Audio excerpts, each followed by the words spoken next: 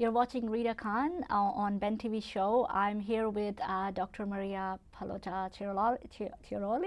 Sorry, Maria. I like it. I like every variation of my name. Go for it. Oh, good. No, it's very, you know, growing up even as an, I guess, ethnic person in Australia, you always have these issues with ethnic names, and sometimes you get the Greek names wrong and the Italian names wrong. Sometimes they get your Muslim names wrong, and so we just try to go with that.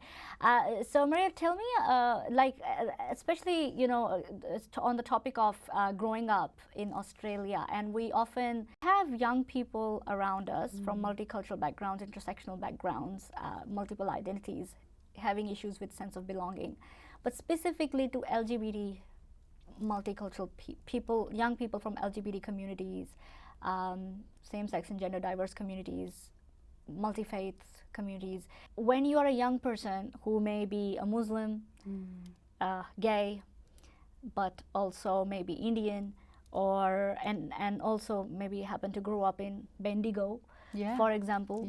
How do you then navigate, like from your perspective, how does that particular young person, how can they navigate, and do we have enough services catering for them?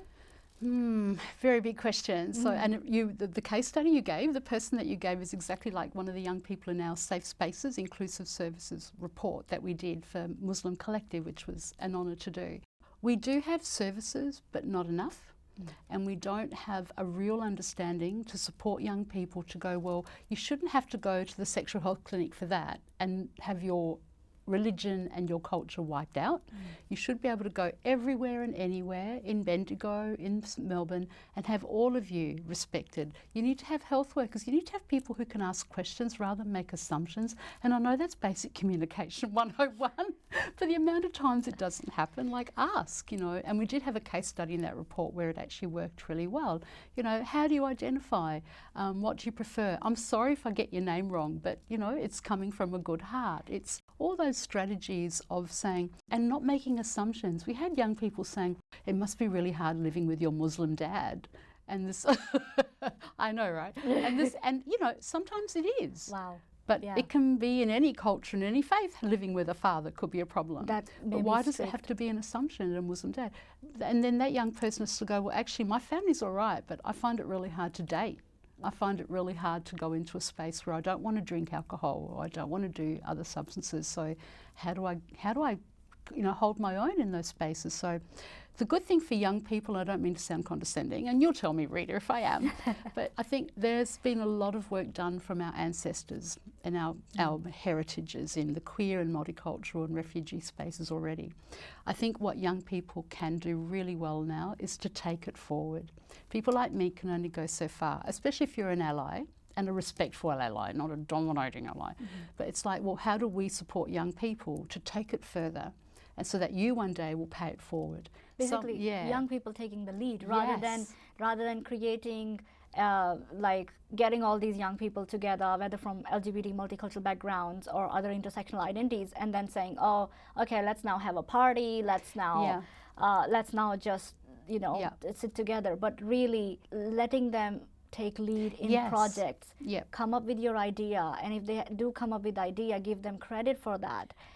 Give them stage for them to lead and succeed, rather than, okay, young person came up with this idea, but I'm going to steal it and I'm going to then use it. I've seen that way too often in academia, which is why I have major problems with academia. I can imagine.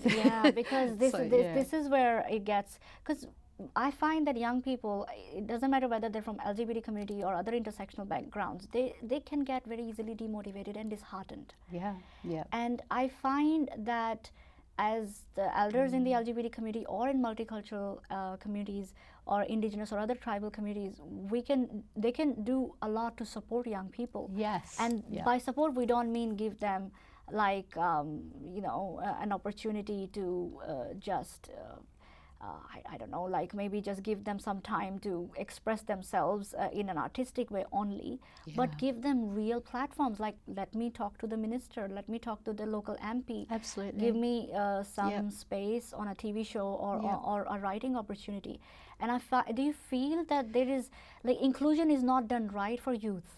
Yes, I thoroughly agree. I could just keep listening to you because I'm like, why am I here? You're saying it. You no, know what you get. But like, it's absolutely true. I think leadership, mentoring from older people, learning from some of us who have got skills and sometimes doing things in a difficult way. But you know, Rita, like me, I'm not Muslim. I'm not bisexual or lesbian. I don't even have a faith, but I learn to respect people's faiths.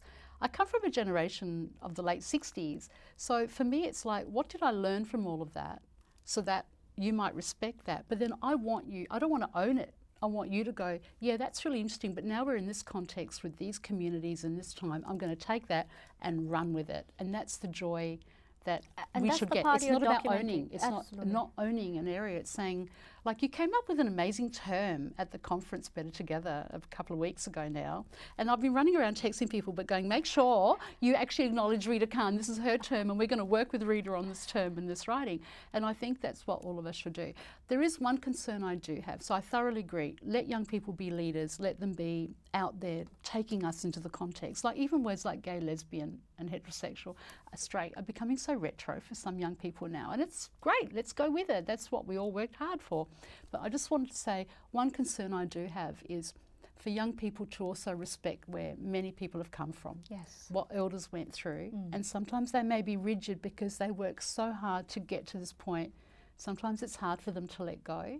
But the responsibility of the older people, older queers, is to let go. But for younger people, it's to go, we have got privileges. We've got a long way to go. You've got a long way to go as a young person. But let's collaborate intergenerationally. That's right. Let's mutually connect. Absolutely. Let's mutually work together as a team, despite our age gaps and time differences.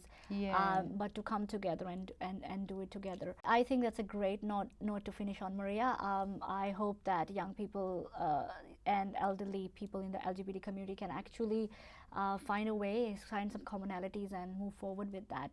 You're watching Ben TV Show with Rida Khan.